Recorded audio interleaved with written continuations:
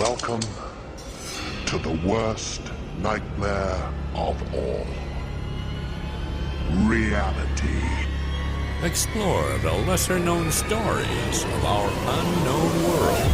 Join the pursuit of the paranormal with Ash and Greg.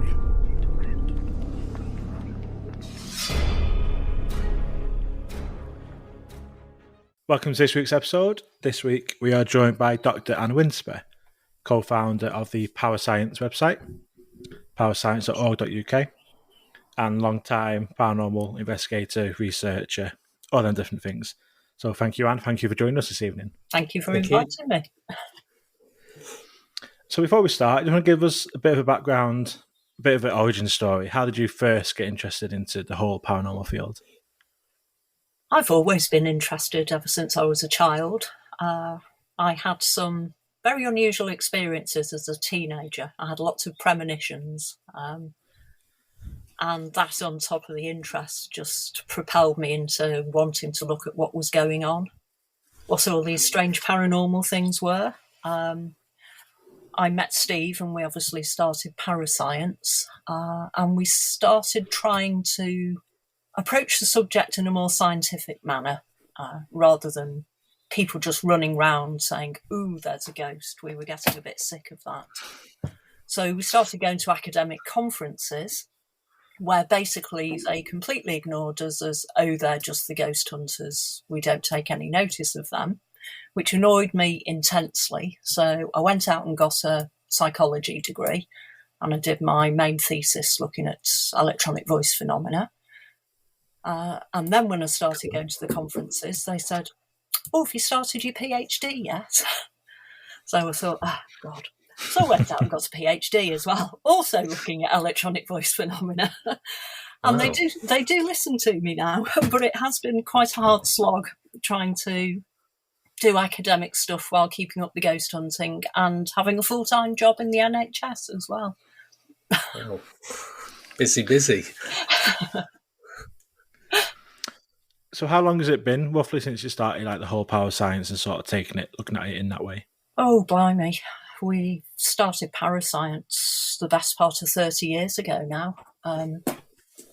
There had been quite a lot of really good, interesting scientific work done looking at ghosts, but obviously the field changed dramatically, particularly with the advent of social media. And it changed and it stopped being serious people sitting in libraries and doing experiments to people running around haunted houses going, "Oh, there's a portal to the underworld." Now, I have no problem with people doing that for fun. That's great. Have a spooky night out, frighten yourselves, but it is not research and it is not contributing anything to the field at all. So that's where I'm coming from. I have no particular views about whether there's life after death, whether the things we see are dead people, whether it's all in our mind, whether there's something else going on, we can affect the world in some strange way that we don't know about yet. I really don't know. For me, it's the thrill of the chase. I want to know what's going on. I want to investigate it. I want to know what's happening. I've had plenty of unusual experiences and I just want to know what they were. I have no particular, well, I was going to say interest, but obviously I have an interest, but it doesn't bother me where the answer comes out, as long as I find an answer. That doesn't mean that I'm a skeptic with a K. I like to try and walk down a middle road. I've even found in some of my research that if you're a really, really big paranormal believer, then you're likely to misinterpret things. If you're a really strong self-professed skeptic, you're also likely to misinterpret things just the other way. You need to take the middle road and be open to everything, listen to everything, explore everything and investigate everything, because that's the only way we're going to find anything. The sad thing is we haven't actually come up with a proper theory yet about what a ghost or a haunting might be. which again is a frustration because the first thing you need to do is come up with a theory and test it, and no one's yet come up with a really good theory about what we should be testing.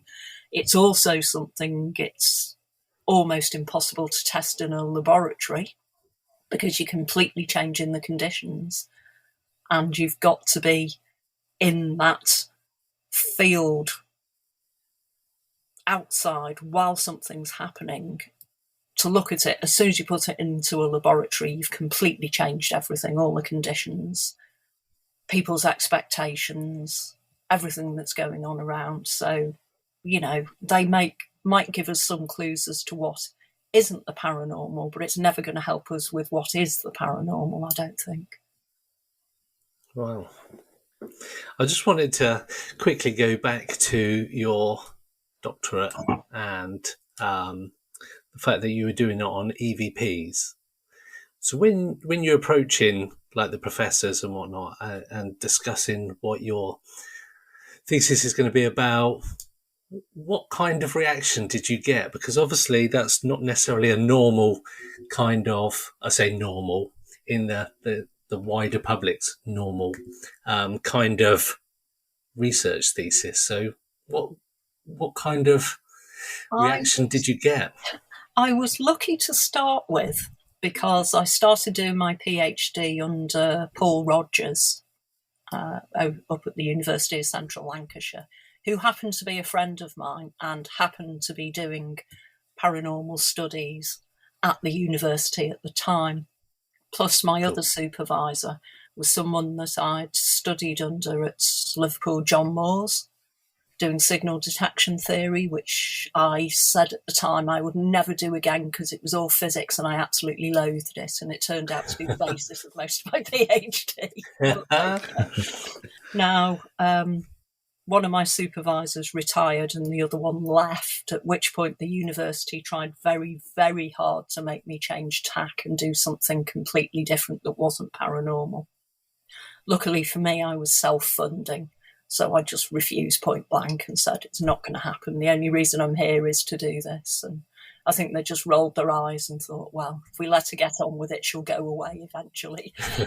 She'll either give up or get the PhD, and either way we'll be shut of her. So, obviously places like Northampton, they've got whole anonymous units, which is great because they are totally open to this sort of thing. But your average university, yes, they're really not into it at all.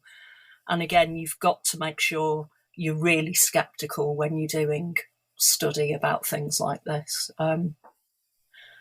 We're actually at the moment trying to write up some papers and possibly a book on the research. And Paul keeps saying to me, you need to put in more about the EVP people. And said, yes, but I kept being told not to put anything about EVP people in because it wasn't scientific and we don't agree with it. So in some ways it's nice to be out of academia because I can just do my own thing now. Yeah. So did you find that in the academic field that they were just completely shut off to anything paranormal or apart from the people at the start? They're not shut off to the paranormal in that they're willing to look at it, but only from a viewpoint that they want to prove that it doesn't exist. Okay. But having said that, I've spoken to many famous skeptics over the years, and if you give them a pint and sit them down in a corner, they've all had experiences. They would just never admit it in public. That's frustrating. Yes. Well, it's a persona, isn't it? They've become this, I am the skeptic, and they get called to do the telly interviews, the newspaper interviews as the skeptic. So they're stuck there now. They can't ever come out of that role. Have you noticed any sort of change in the mainstream acceptance of the paranormal in the past 30 years since you've started doing this? Yes, from the point of view that it's almost become cool now to have a ghost or to have an experience.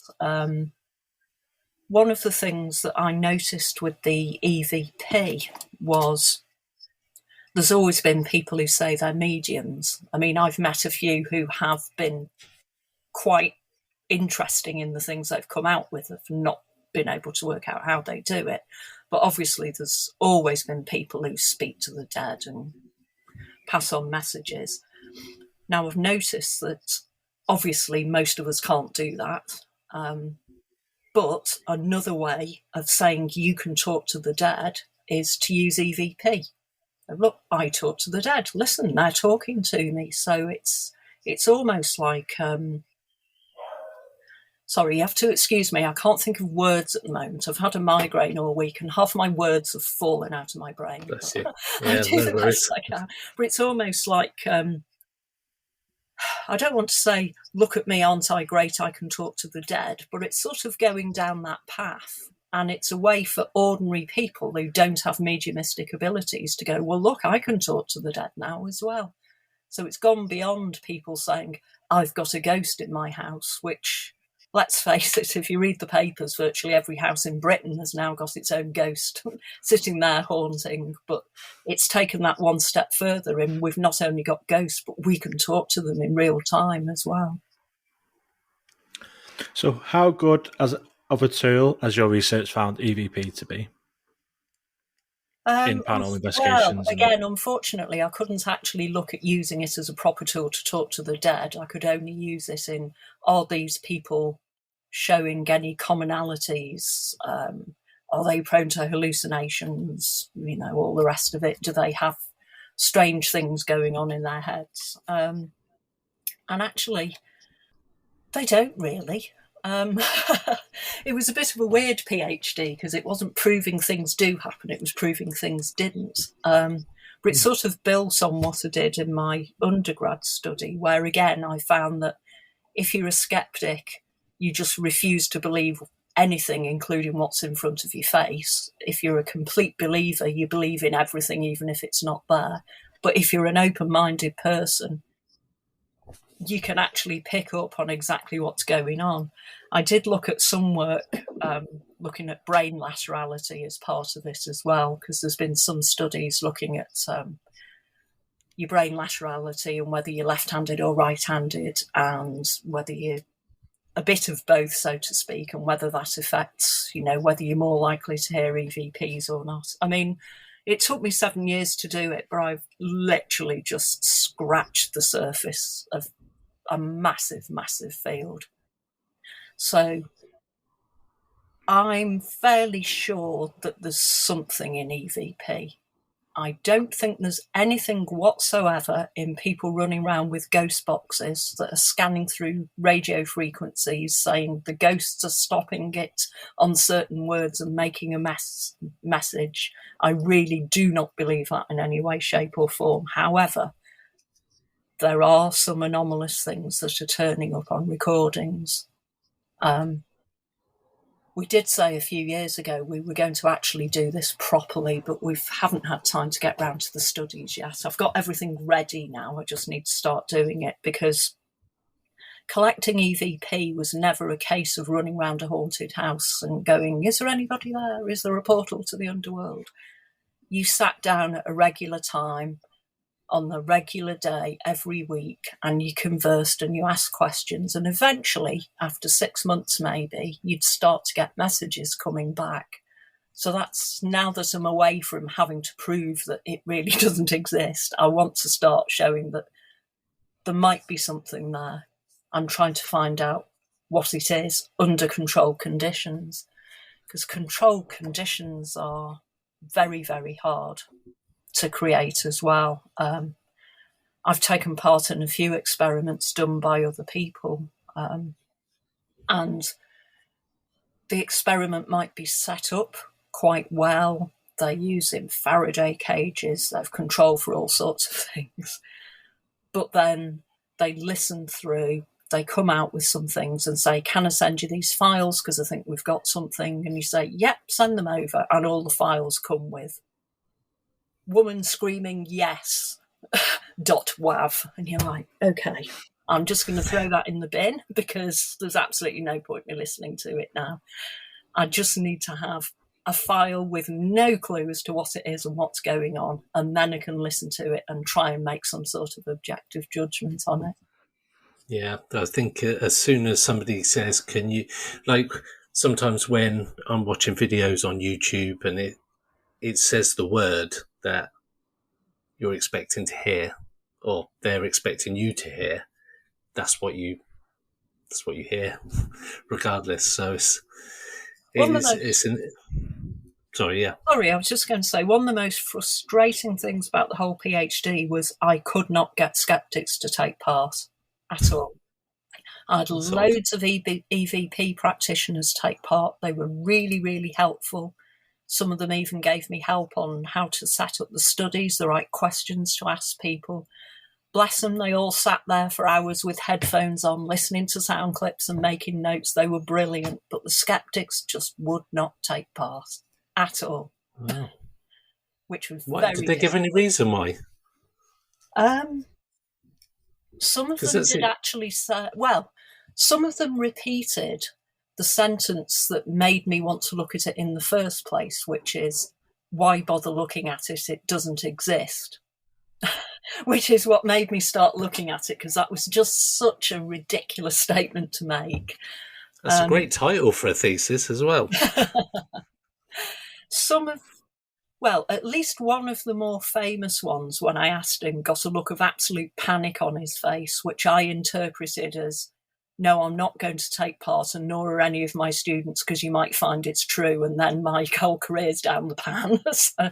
Yeah, that's a fair point. But yes, it was very, very frustrating. Yeah, definitely. Because I've watched and looked into the skull experiment, where you mentioned about doing stuff on the same time, same day, and the skull experiment was a bit like that. Has that been part of your research to look into what those people did during that time, or? Yeah, there's been at least one replication since as well. Again, this is one of the things when things like that happen. Mm-hmm. Is it something external, or are people actually creating something from themselves, from the group, from the mind? Yeah. No, it's one of the things we see in hauntings. Another thing that I did want to do a study on, and possibly my PhD, but I had to not do it because I couldn't think of an ethical way of doing it, was looking at when people are undergoing great emotion, things seem to happen around them. There has been one or two studies that suggest it might actually be a change in emotional state rather than the great emotion, but I've seen it loads of times.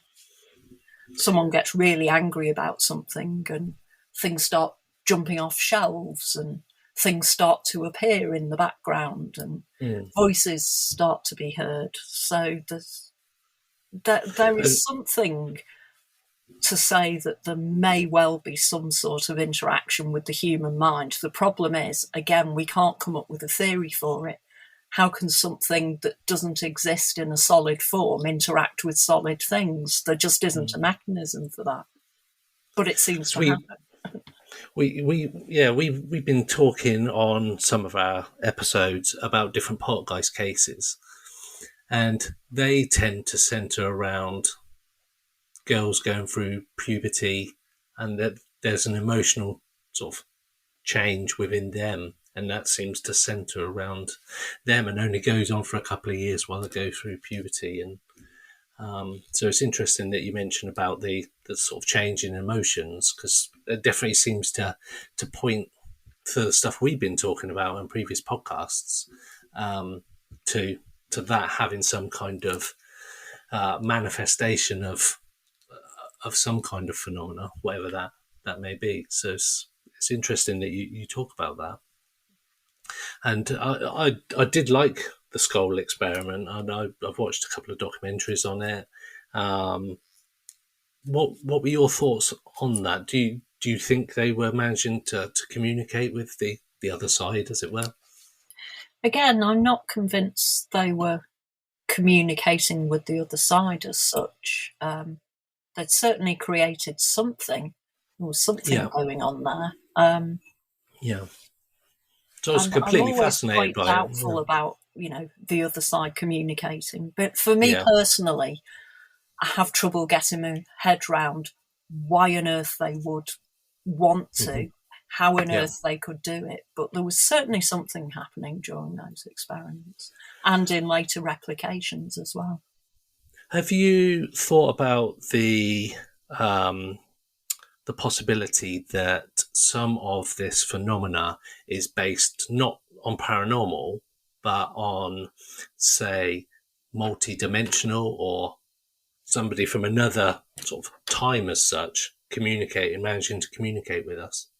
Because we've spoken to a lot of people about paranormal, about UFOs, and UAPs, and that's a recurring theme as well, that people talk about multi-dimensional communication beings, or the fact that we can see stuff because they're coming into our dimension, as it were. So you possibly think that could be something in that?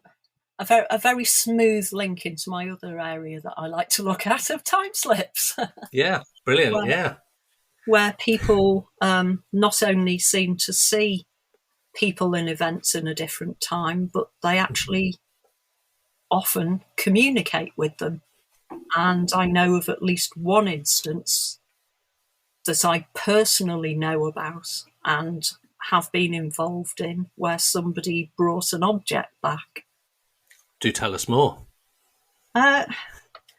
This was a bit of a strange case. I won't go into all the details because it's very long and convoluted, and in some ways a little bit embarrassing, because it involved me and Steve being dragged into the case to make somebody a saint, a Catholic saint. Okay. So it's another very long and strange story with all sorts of weird coincidences. But as part of this story, there was a lovely couple that we were involved with who were the main people pressing to get this mystic. She was a mystic, made a saint.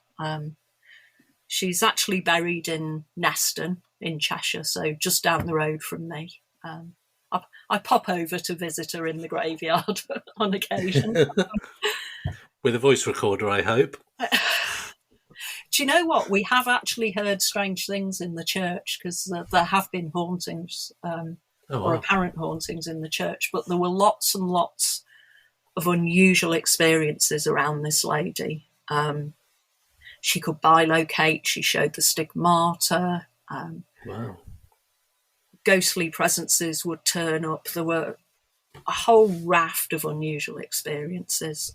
She lived in Bootle in Liverpool for a while, and she actually got the nickname of the Devil Woman of Bootle, because the devil used to visit her nightly, and there'd be all sorts of shaking and shrieking, and people were terrified, and they basically drummed her out and wouldn't let her back again. So there's books about it. It's a fascinating story.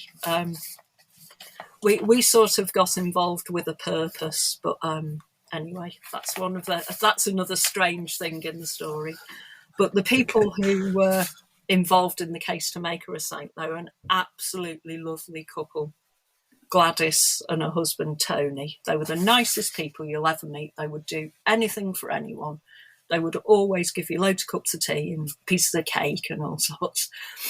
And one of the things that happened to them, there used to be lots and lots of pilgrims going to the church to visit the grave of Teresa.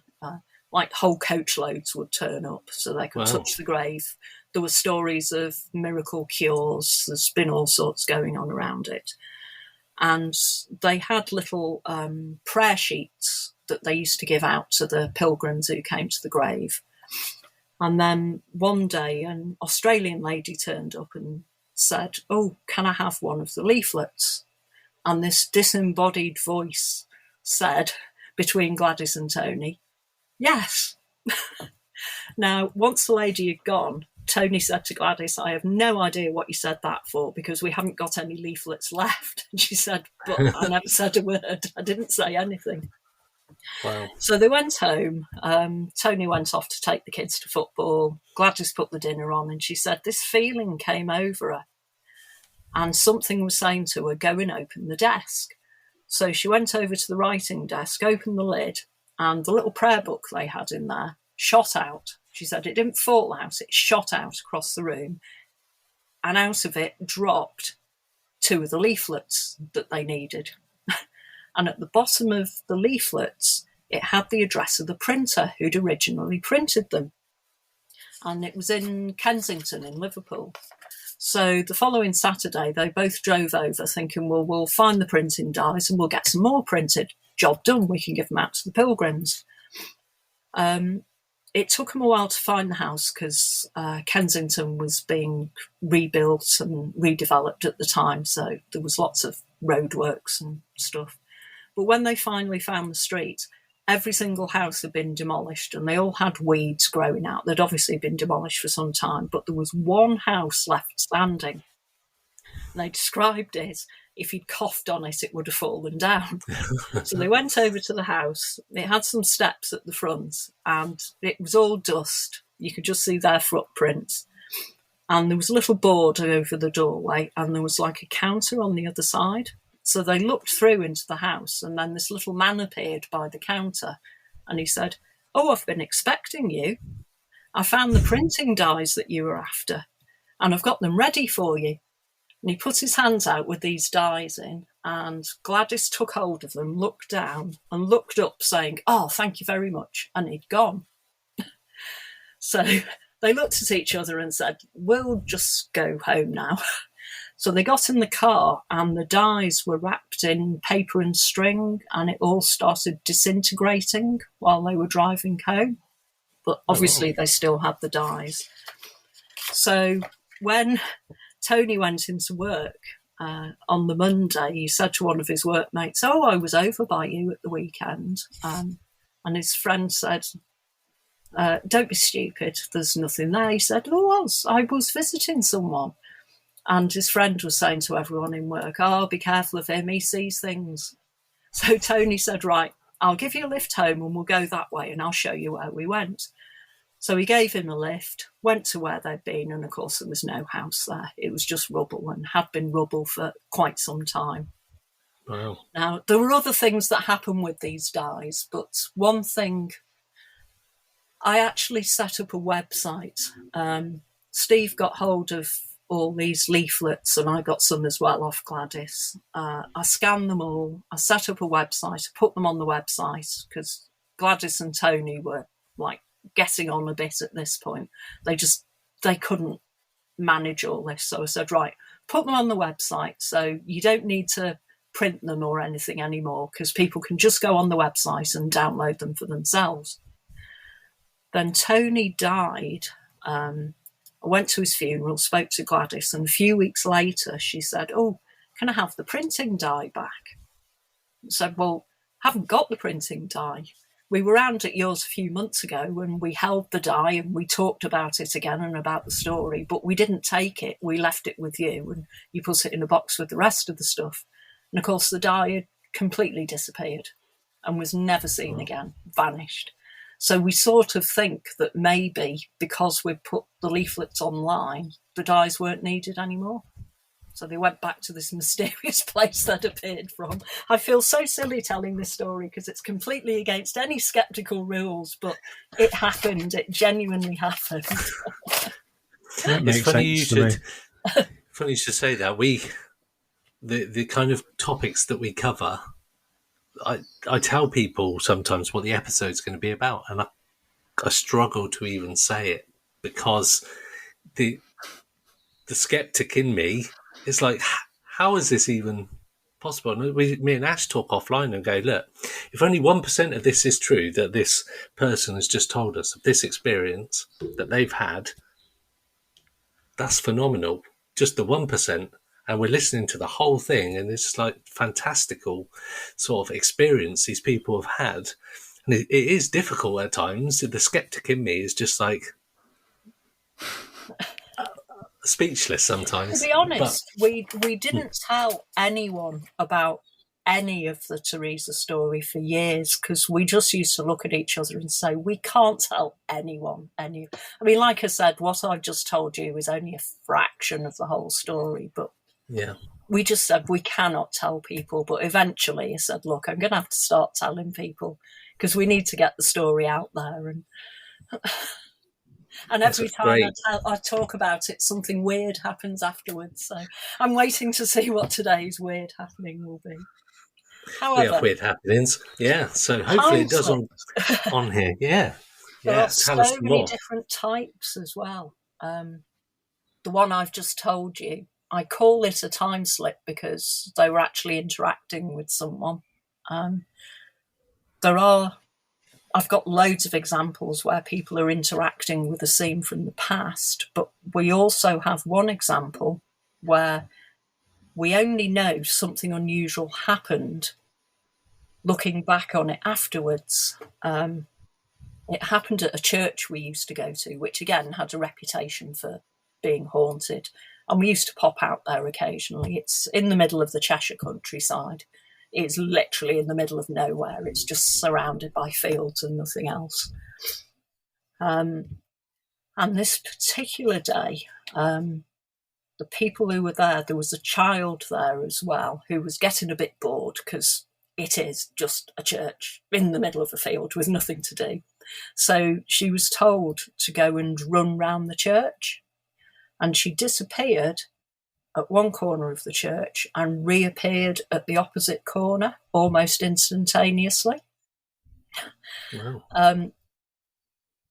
Everyone thought, okay, maybe we've all just had a funny turn and we didn't take any notice. So she was asked to run round again, and she ran round as fast as she could, and it took about 8 seconds to run round.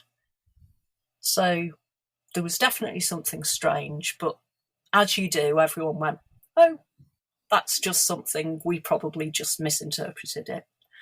But then there was a tape recorder that was started, and the tape recorder was put down in the doorway to the church. It started recording, and people walked round to the side of the church, and it started raining.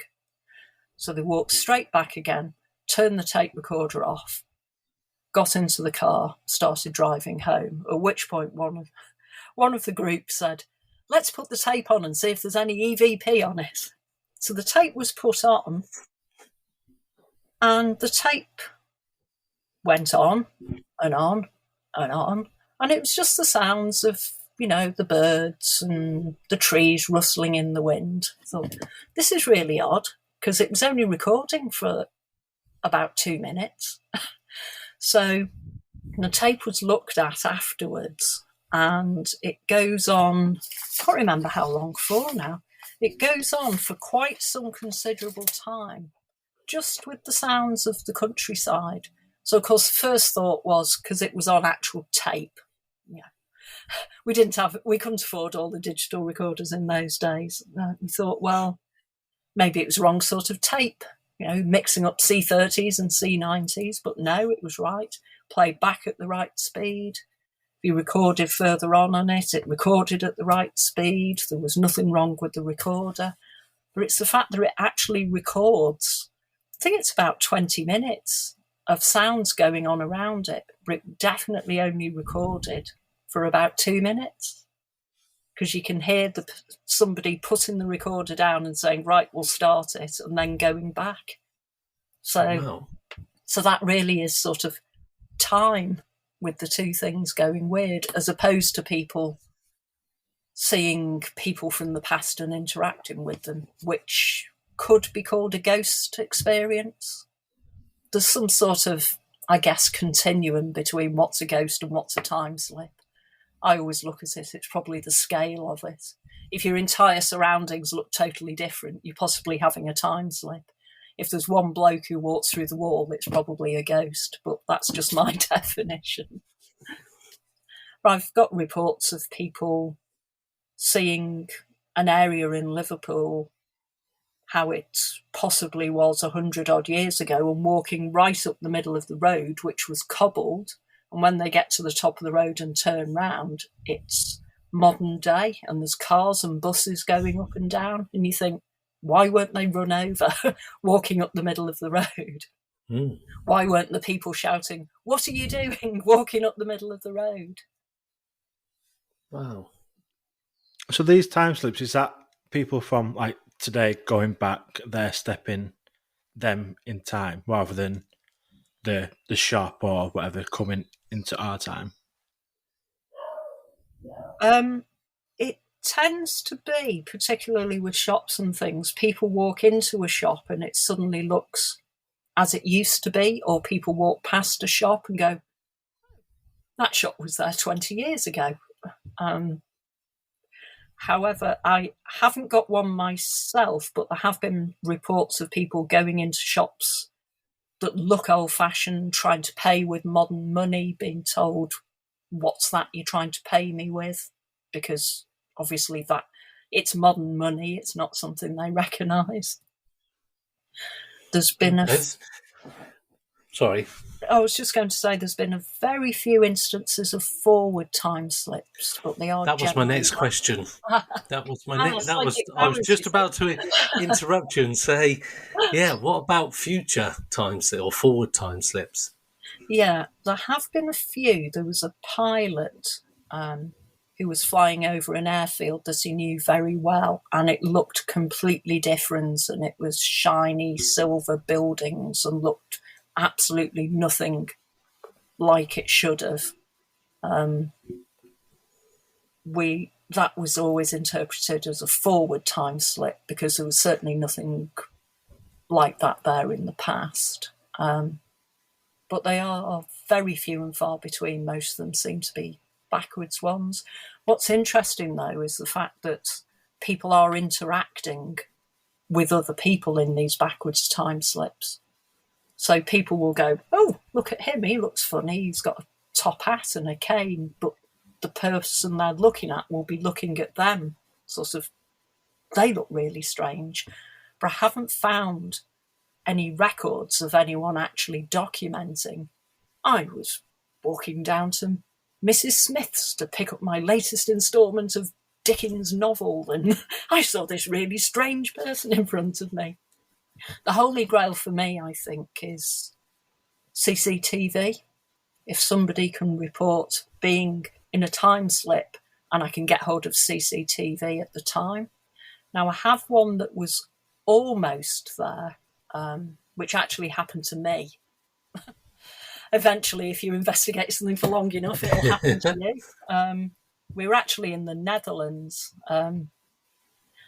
We'd gone over there for the 500th anniversary of the death of Hieronymus Bosch, because I'm a huge Hieronymus Bosch fan, and they had virtually all his remaining paintings and drawings in the museum, and they had statues and they had parades and they had virtual reality, and it was fantastic. We were staying in a hotel right on the main square, right by where he lived. And one morning I was looking out of the window and there was a parade coming up one of the side streets. There was people dressed up and music, and you could see people with instruments. And I grabbed my husband and went, there's a parade, I want to go see the parade. And he was like, oh God, not another one. But I dragged him downstairs, and of course when we got downstairs there was absolutely nothing there at all, not a thing. I did try and take some photos at the time, but because I was trying to get out, they didn't really come out. So I've got some photos from the same window of the same place, but obviously not photos of the exact thing. But I would swear to this day that I saw a parade, but there wasn't one. So what is your take on what you think time slips are? Because if people are going to the past, I kind of get that there could be some kind of almost like a stone tape theory of paranormal activity where the residual area has got some kind of energy. But if people are potentially time slipping forwards, that kind of doesn't cover that. I don't think residual energy covers it anyway, because people are interacting. Yeah. You know, that. Okay, you could say, well, it's all in their mind, they're making it up, but we have got these cases where people have not only interacted, but have got objects from the interaction. Yeah. So it's such a fascinating sort of area, especially like you just said, if people have got objects and have been able to physically get something from that slip.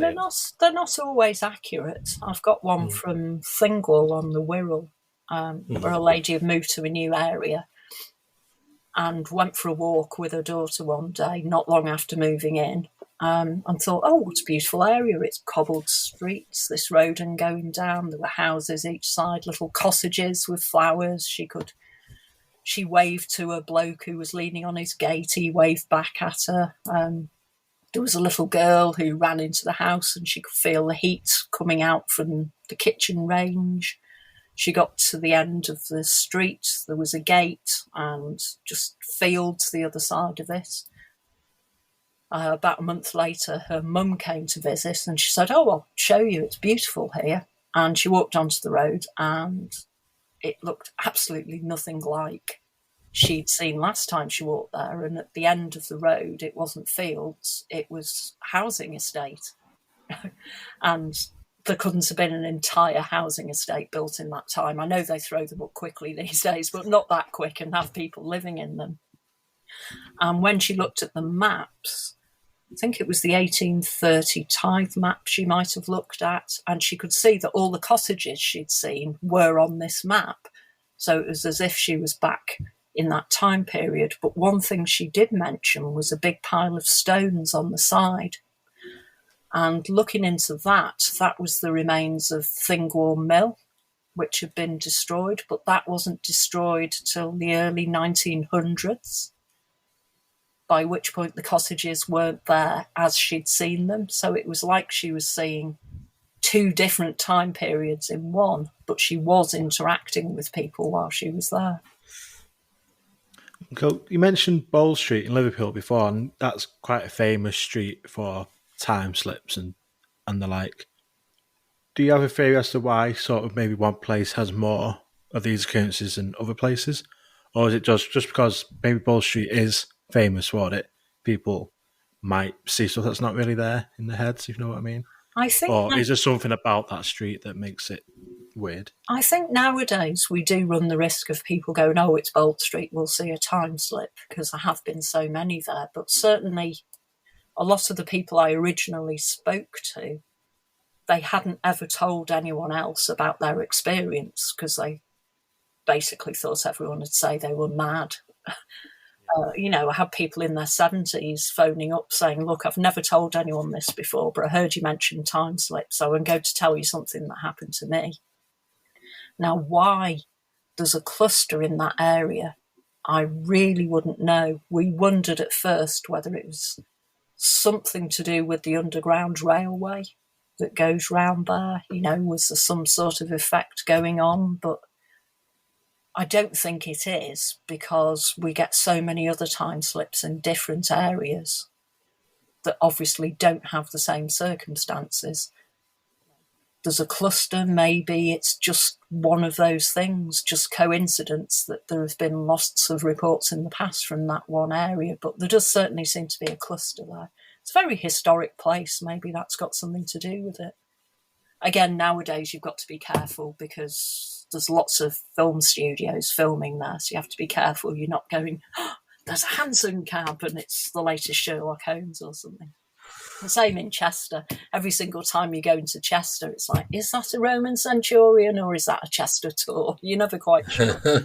But that's the nature of it with ghosts. People see ghosts more often than we think, and it's only if one does something unusual in front of you, like it disappears or walks through a wall, that you know it's a ghost. I hadn't thought about that, really.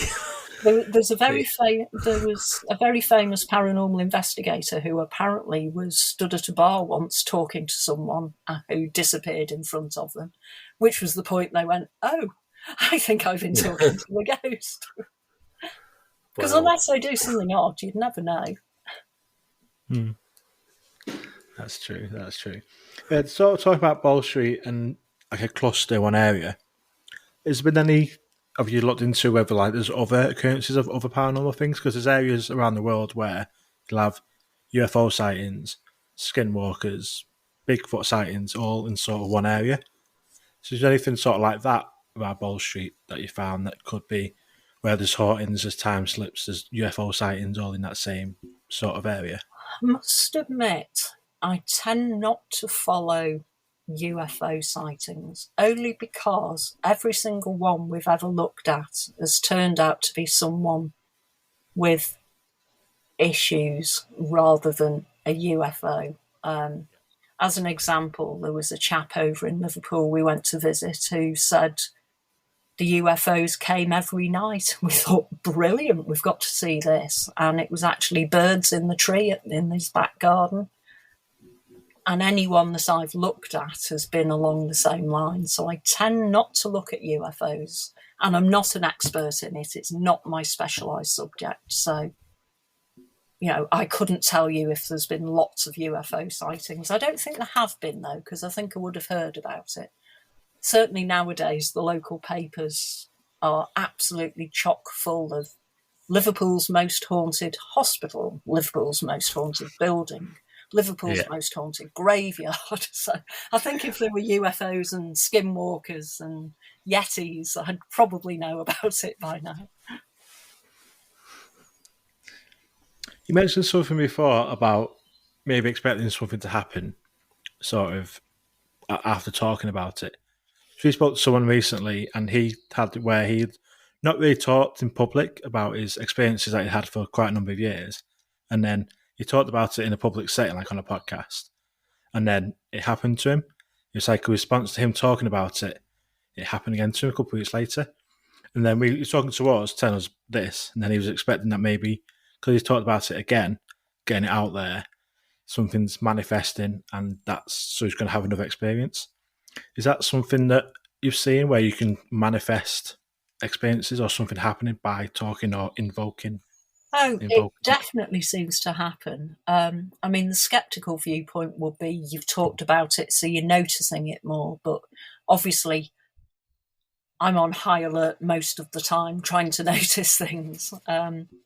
Obviously, there's coincidences. There's always coincidences. But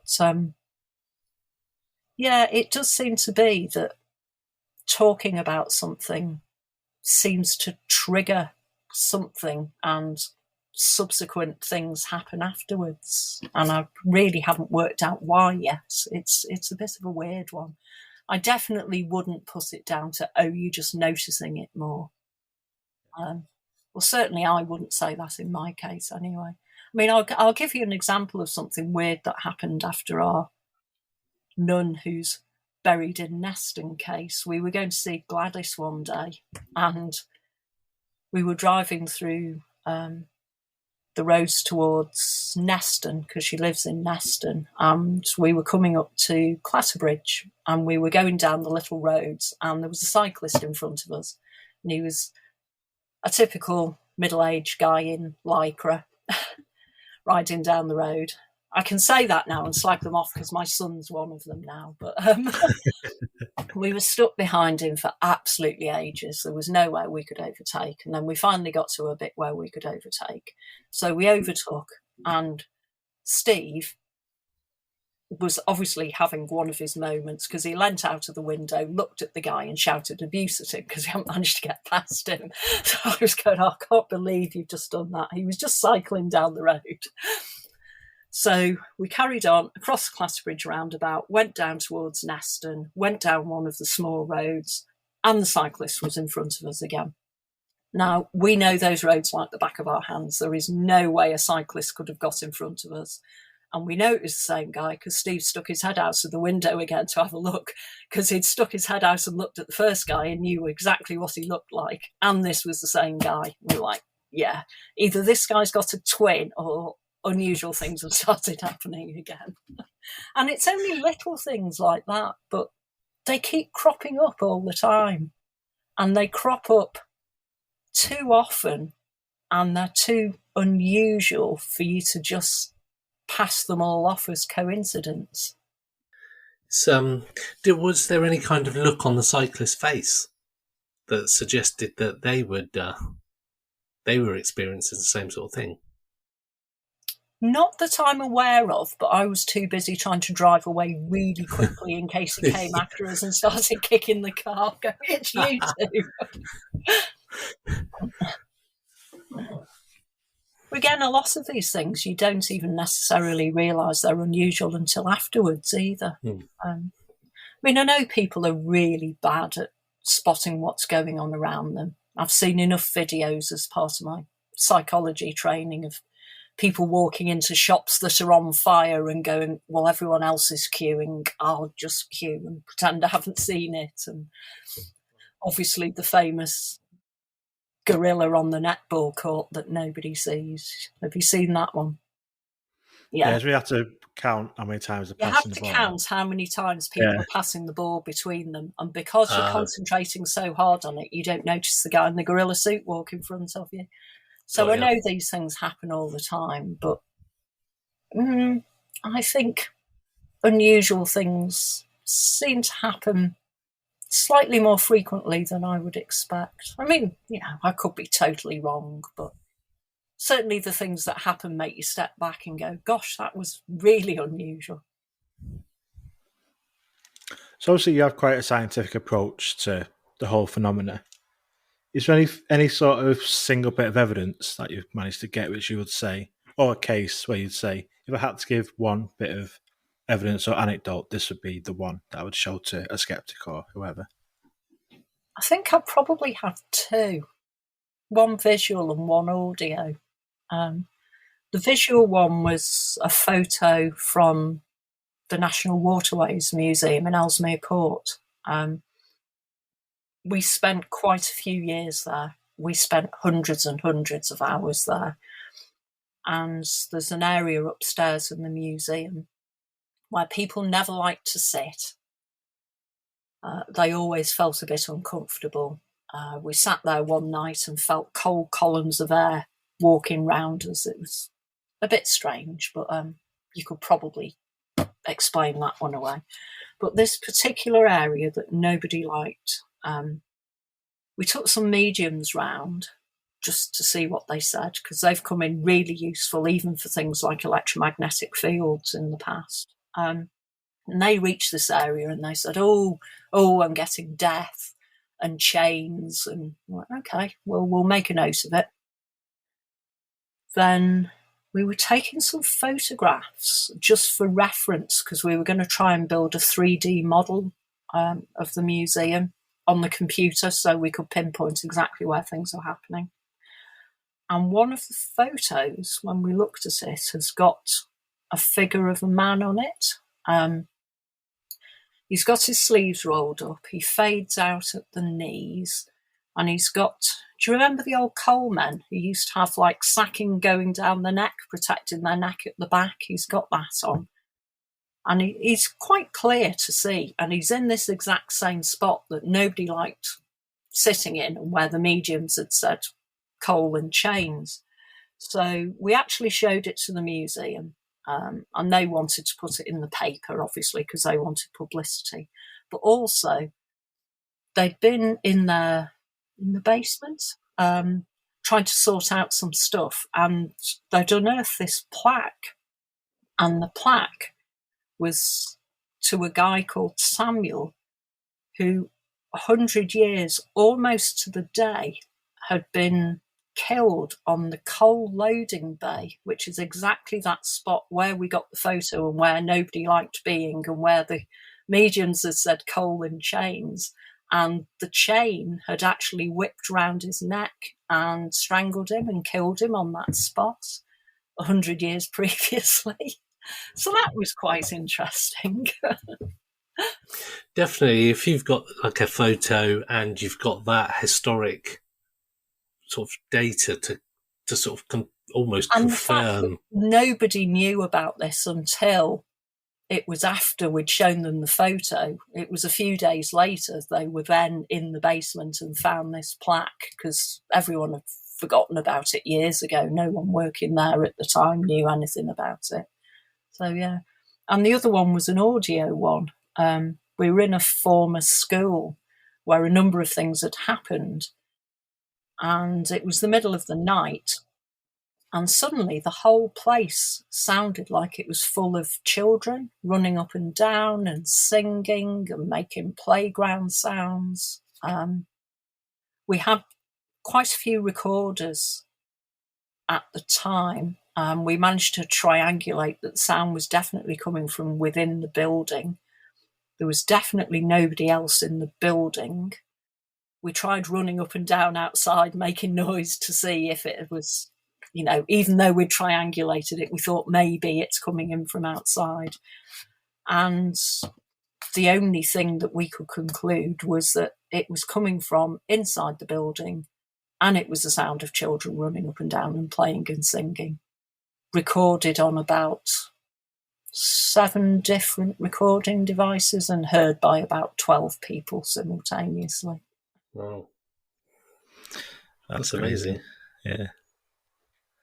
So that's why I keep looking. Things happen. Not very often, but they do occasionally happen. Yeah. Love it. Do you think that there's places where, because you hear a lot of, say, the most haunted house, or there's this particular place is haunted, and there's been, a tragedy there, or been a lot of deaths in that place. Do you think that is a reason why there's a lot of, negative energy, or there's a lot of bad things happening in that place? Is more likely to have strange things going on? I suppose theoretically, if nothing's ever happened anywhere and everything's always been peaceful and calm and quiet, then why would there be anything there? If there wasn't anything there in the past, why would there be anything there now? But it's really, really difficult nowadays because there are so many groups coming out with so much so-called evidence that it's absolutely impossible to sort the wheat from the chaff now. Stanley Palace in Chester, I started going there when I was about 6. I used to do piano recitals and piano exams there, and there were always 2 ghosts, one of which was a white lady that used to come down the corridor. And I've sat in that place for hours and hours and hours and hours, and I've never seen her. But Most Haunted went there, and now it's got about 26 ghosts that appear regularly. It's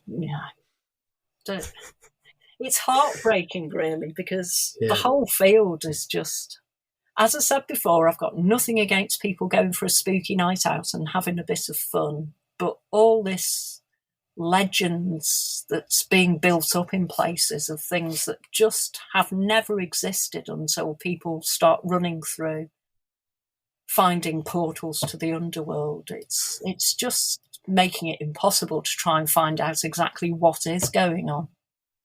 Good point. Is there anything you're working on at the minute that you could share with us? Anything you're sort of concentrating on at the minute? At the moment, unfortunately, I'm just absolutely buried trying to get all this EVP stuff written up. Paul keeps sending me at least 3 journal articles a day, and I'm almost on the point of tears now. Will you just stop sending me stuff so I can try and read it and write it up? I just can't deal with it anymore.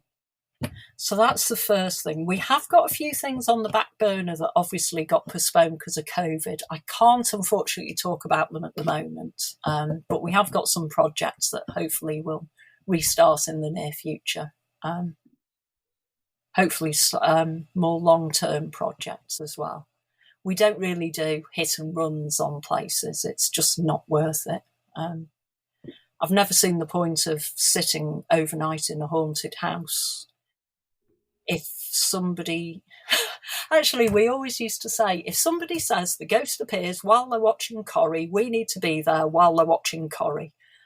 And we did that once, and the whole family sat down, ate pizza and watched Corrie while we were stood behind them going, we are so hungry, it's almost untrue. We had to sit there all evening while absolutely nothing happened except they ate pizza and watched Corrie. But anyway. But places like the Boat Museum, we did hundreds and hundreds of hours there because you need to go somewhere at different times of the year, different times of the day, get used to what the building's normally like, what happens around the building, all the environmental factors in the building and outside the building. So you can't just run in somewhere, spend a night and say, right, I've investigated it. It just doesn't happen. Yep, very true, very true. So where can our listeners find more about you and your website? You mentioned it before, which was really helpful because I always forget it, parascience.org.uk. And Yep. I have now got a Facebook group, which I'm talking slowly so I can try and find this, on Timeslips, which is called Timeslips, Investigating the Timeslip Phenomenon. And that's on Facebook if anyone wants to join. Awesome. I'll be on there tonight. And hopefully, if people can give their experiences as well. I think there's only 2 of us so far who have admitted to having an experience. So I need lots more experiences. I've just requested to join the group. Oh, I'll let you on then. Cool. Well, yeah, thank you, Anne, for joining us. It's been a fascinating talk. Thanks for your time. Very much so. Thank you. Thank you for asking me. Oh. Pursuit of the Paranormal with Ash and Greg.